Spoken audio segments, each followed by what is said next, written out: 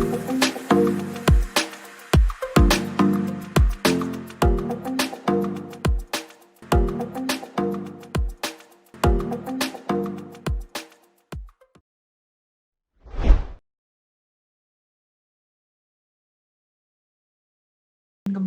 aku Prima, tutor yang akan membawakan regular kelas maba di Desember yang pertama, yaitu dengan pembahasan mengenai kranium.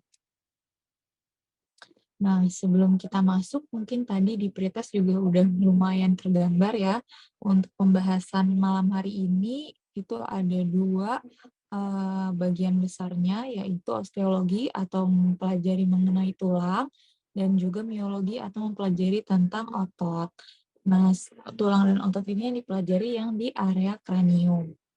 Nah, untuk dari tulang sendiri, kita hari ini akan dibagi menjadi dua pembahasan, yaitu neurokranium dan viscerokranium untuk pembagian jenis-jenis tulangnya. Kemudian kita akan mempelajari mengenai struktura dan juga prinsip penamaan dari struktur anatomis yang ada di tulang. Sedangkan untuk otot, kita akan mempelajari bagian mastikasi yang berfungsi dalam mastikasi dan juga ekspresi wajah. Nah, kita mulai dulu dari osteologi orokraniofacial atau kranium. Nah, kita mulai di pembelajaran mengenai tulangnya dulu. Nah, tadi udah sempat disebut mengenai neurokranium. Neurokranium tuh apa sih? Nah, neurokranium ini adalah tulang-tulang, jadi dia ada beberapa tulang, totalnya ada 8. Nah, fungsinya itu adalah melindungi atau mengelilingi dari organ otak. Nah, di sini kita bisa lihat gambar yang di sebelah kanan adalah gambaran kranium kalau kita lihat dari arah depan menyamping sedikit ke kanan, atau kita bisa sebut frontolateral.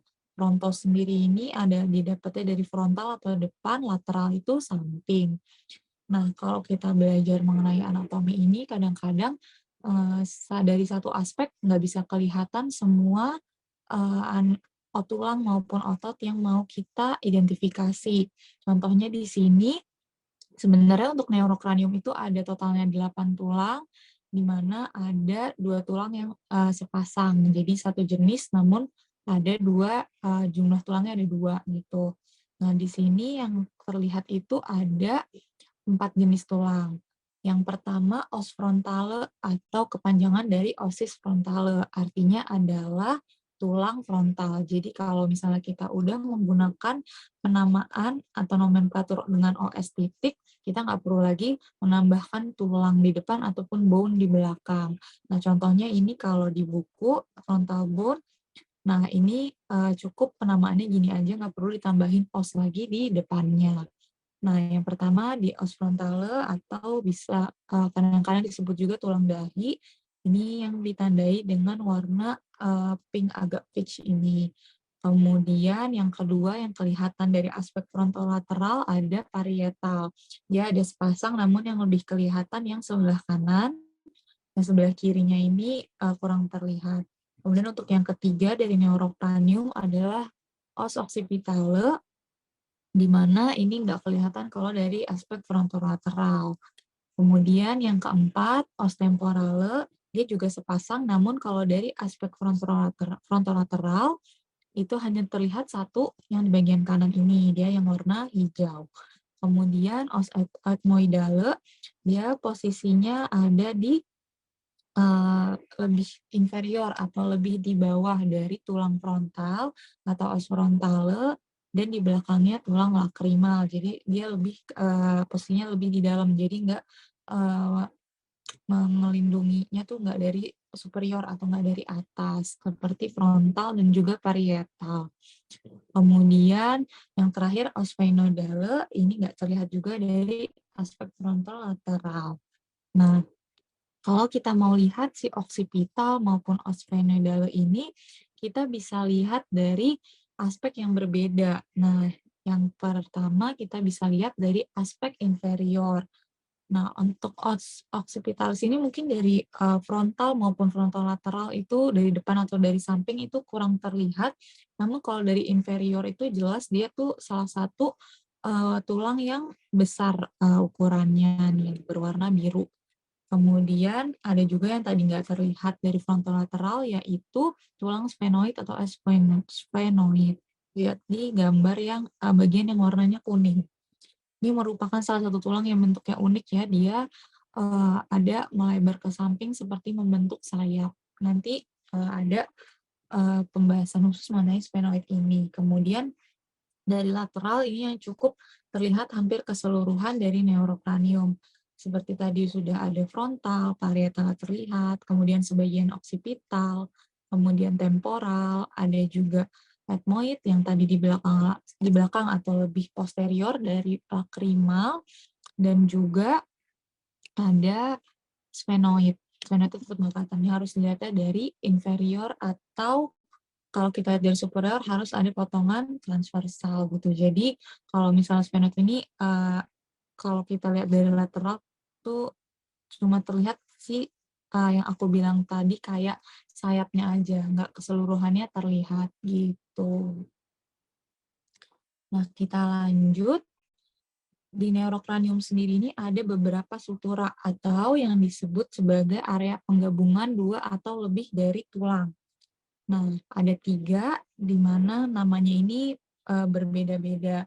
Kalau misalnya yang di neurocranium ini penamaannya ada khusus, seperti kalau misalnya sutura antara os frontale dengan os parietale nih, yang dari ini frontal ya, ini ke parietal yang ada 2, dia sepasang disebut dengan sutura coronalis. Atau kalau aku mengingatnya itu karena dia adanya di depan dan di atas seperti kayak mahkota atau crown gitu, jadi coronalis. Kemudian kalau yang menghubungkan antara 2 atau sepasang dari, parietal ini adalah sutura sagittalis atau sutura sagittal.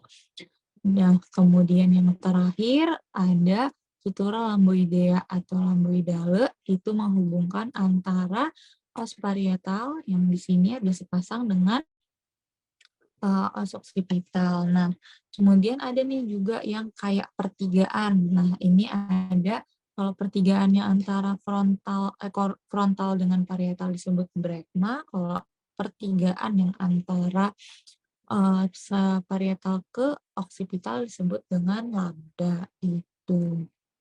Nah, sebenarnya sutura-sutura ini juga akan ada di viscerocranium atau yang tulang-tulang yang membentuk wajah.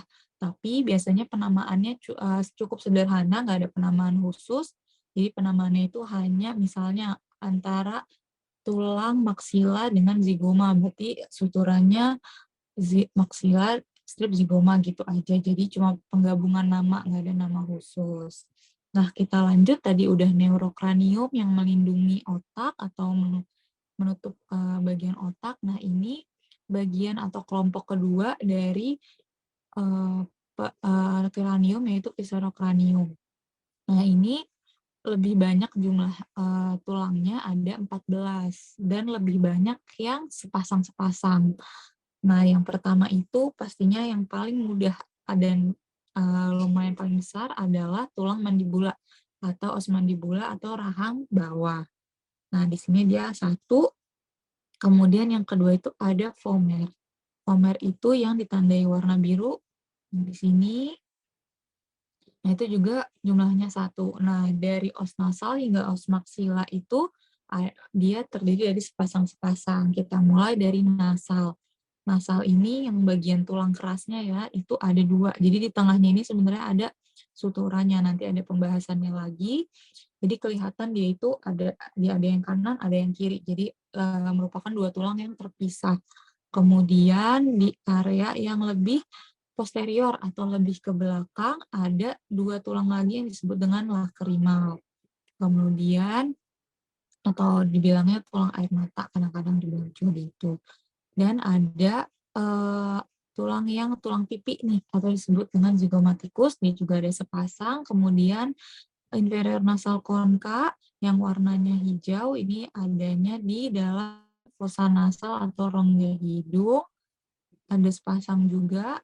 Kemudian palatinus, kalau dari sini mungkin kelihatan cuma sedikit, kecil banget, bisa lebih terlihat dari inferior nanti di gambaran, tulangnya. Kemudian, yang terakhir adalah os maxilla atau rahang atas. Kita lanjut dari pandangan atau arah yang berbeda. Nah, ini yang untuk, eee, lateralnya. Kita bisa lihat ada untuk viscerocranium ini ada rahang bawah, rahang atas, kemudian zigoma, lakrimal, dan nasal. Jadi kalau ditarik, apa namanya, garis pemisah antara viscero dengan neurocranium, kurang lebih garisnya ada di sini. Jadi yang masuk itu cuma zigoma, ke sini ke bawah. Jadi kayak kalau dari lateral cuma bagian depannya aja.